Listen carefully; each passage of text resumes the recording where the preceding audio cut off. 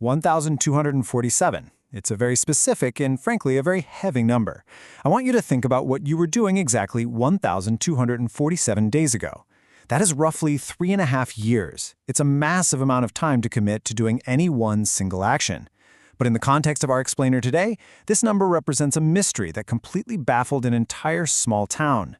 This is the exact number of days a golden retriever sat at the exact same bus stop every single evening.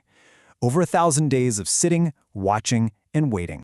Now, what's really interesting about this slide is the stark contrast between what the town assumed and the actual heartbreaking reality. You know how it is. When people see a stray animal hanging around a public transit spot for years, our human brains immediately jump to a transactional conclusion.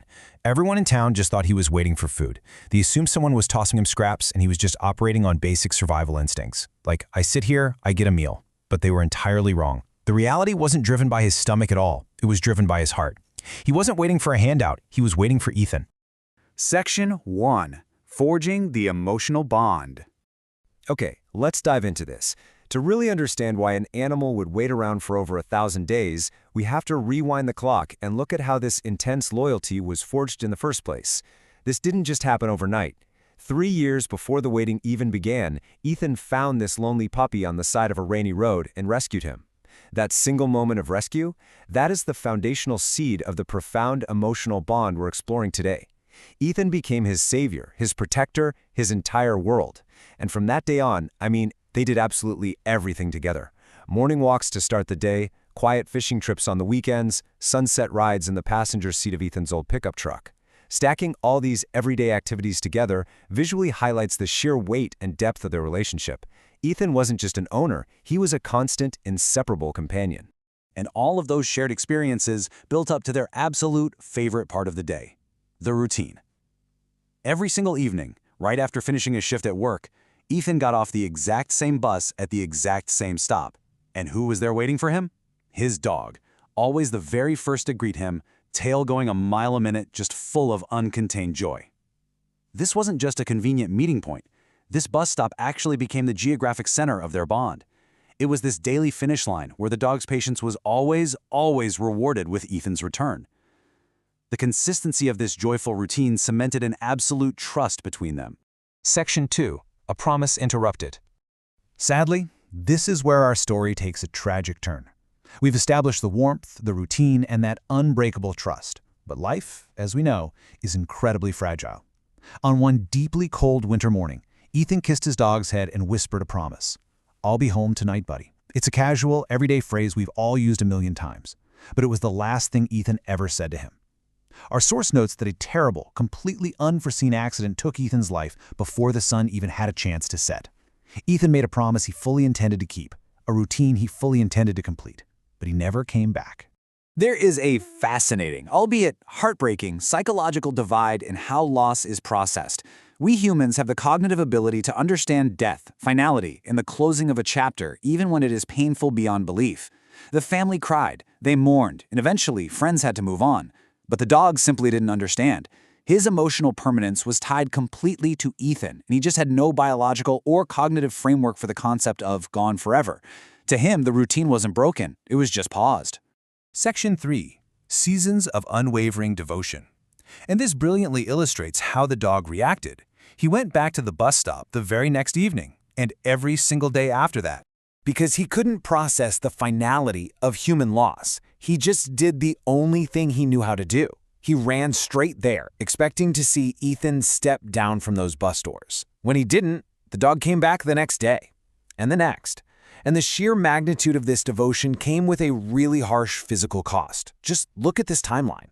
On day 2, cold rain soaked his fur. By month 3, heavy winter snow was burying his paws.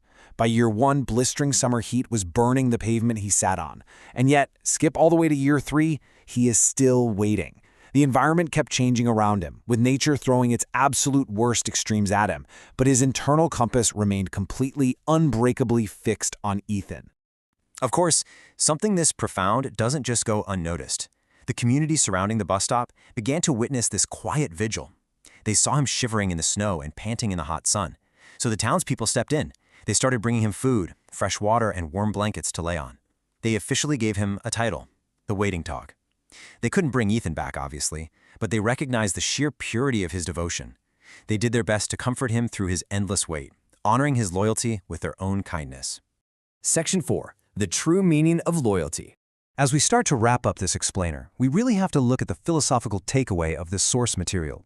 What does this dog's vigil actually teach us about the concept of unconditional devotion? How do we even contextualize a loyalty that defies logic and outlasts hope itself? Well, one day, a little girl in the town asked the question we all naturally ask when confronted with this: why doesn't he stop waiting? Her grandmother smiled through her tears and gave this absolutely incredible response: because love doesn't know someone is gone. It is a stunning, universal truth about grief. The dog's loyalty wasn't stubbornness. It was pure, unfiltered love operating entirely outside the human constraints of time or finality. Ultimately, biology catches up to us all.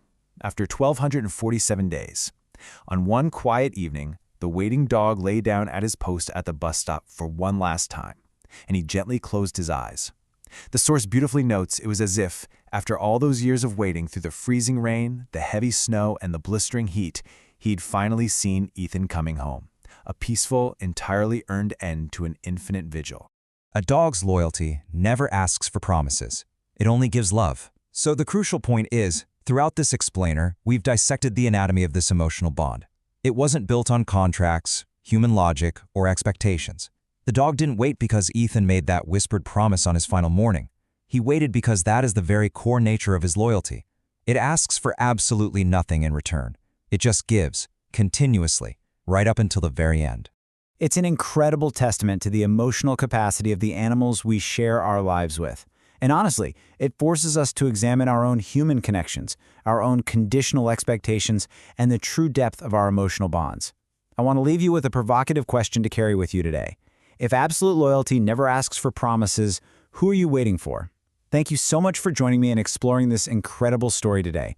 Keep seeking out those deep connections, and we'll see you in the next explainer.